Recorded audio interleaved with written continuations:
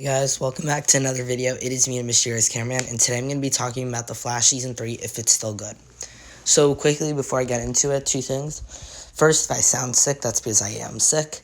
So, if I sound awful in this video, there's a reason to it. Second, if you haven't already seen the teaser trailer for my own fan film, Spider-Man: The Kingpin in Time, you can go do that on my channel. And if you want to see the first two parts of this, Season 1 and 2, you can also see that on my channel. Also, you can see my reviews of episodes 1 and 2 of Season 9 of The Flash. So, here we go. So, Season 3 used to be my favorite season. I used to love the plot of Barry having to save Iris, and I really thought it was such a creative plot. However, on rewatch, there's a lot of issues I had with this season. In my opinion, out of Seasons 1, 2, and 3, it is the worst, but it's not even close to the worst of the show. So, let's just go through I'm not going to go through episode by episode, but I'm going to go through, blocks. Sometimes I'll do individual, we're going to be in the Flashpoint episode. I thought it was awful. I think there's no reason that it has to be so, isolated. They could have made it a 5 or 6 episode thing, but they only made it a 1 episode thing. And I feel like that's a mistake on the part of the writing team. Moving on, I think it's episodes 2 through 6. Episodes 2 through 6 is the random metas every episode due to Flashpoint, the husks and stuff. And I hated it. I feel like they're so long to get through. It's the alchemy plot, but, no one cares about alchemy. So it's just kind of the very slow, boring part of the season because there's no reason for it to have that plot. So I feel like it's just useless, and I don't like it in any way. Moving on to episodes 7 through, probably just 7 on its own is the Savitar episode, which I do like. I like how brutal he is. Again, in the first season, they had the man in the yellow suit, which they had to focus on to make Reverse Flash a threat. And then in the second one, they had Enter Zoom to make Zoom a threat. So in this third one, they have another Savitar episode to make him a threat, and they do it so well. So I really like episode 7. And then episode 8 is the part of the Invasion plot, I believe. Invasion was always a crossover I liked. It was never my favorite. My favorite crossovers were Crisis on Infinite Earths and Crisis on Earth X. Those are my 2 favorites. So I can't wait to rewatch Earth X in next season, but for this, it kind of just felt long.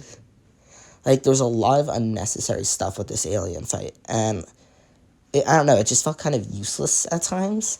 I did like how it was playing off Flashpoint, and this is kind of where all the things stopped, and then to the second half of the season, which I do like how it fixes a lot of the problems in this huge team-up. So I still really like Invasion. I like it a lot more than what I thought I would going into it. However, it's still not my favorite. Next, I'd say, is episode 9. This is the throwing the stone into the Speed Force episode, then being thrust to the future. And this is a really good episode. I really like this episode because it's a good episode, especially when he gets thrown into the future and Barry's like, how do I fix this? And then I'd say 9 and 10 are definitely very similar because it's all dealing with Barry telling the team that Iris is going to die. And especially on the first time seeing Iris die, it's actually really, what? And then the entire season leads up to when it actually happens. But when you first see it, it's actually really impactful. Okay, let's move on to episode 11 and 12. I don't remember these episodes particularly, so I'm assuming nothing that I want to point on happened.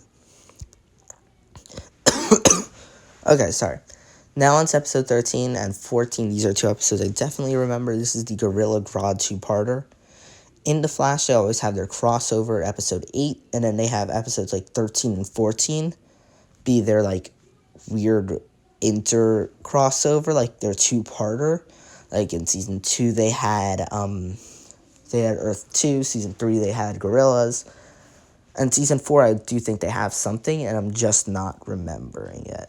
I'd like to say there's something in Season 4, though. So, I do really like the Gorilla Grodd crossover. I feel like it's cool. It's small-scaled, but I think it's very useful towards the season. Episode 15 through 15 through 19 is the I need to save Iris plot. 15 is, I don't remember much about 15, so I'm not going to talk about it. 16, I believe, is the Speed Force episode, which I liked. I did not think it was nearly as good as the Runaway Dinosaur, but I think it was okay. I feel like it worked for what it was trying to do. Then 17 was the duet. I'd say 16, 17, 18, and 19 are 4 really solid episodes, because they're all not the same. Like, episodes 2 through 6 were all the I'm going to have to stop a new metahuman, but these were all so different, a lot of which we haven't seen before.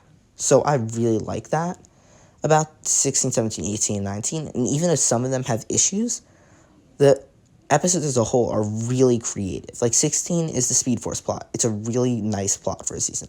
17 is a musical episode, which I know a lot of people hate it, but when I was rewatching it, I feel like it's kind of refreshing to have a very different episode from the formula. And I know a lot of people are going to be like, it sucks, it sucks, it sucks. And I agree, it's not great.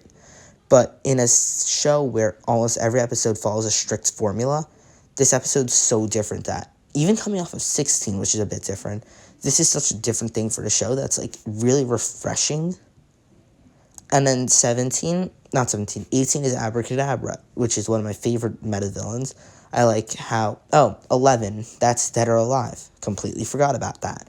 Dead or Alive is still one of my favorite episodes in the season. I really like, what's her face? Gypsy. Moving back to episode 18, I really like it. Again, it's very different from the formula. Even though they're making a new villain, he has information on who Savitar is. So it's a huge thing, and it's really fun to watch. Then, of course, we have episode 19, where Barry runs to the future to meet his future self. So 16, 17, 18, 19 are so refreshing and fun episodes that when the rest of it, like, it sets up such a great rest of the season. And one of the reasons I like season 3 as a whole is because of these 4 episodes.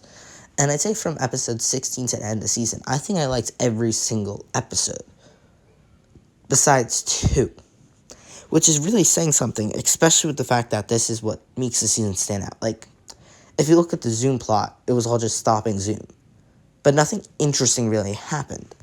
This is such an interesting, besides the plot that Barry lost his speed, these are all so different plans for Barry to find how to save Iris.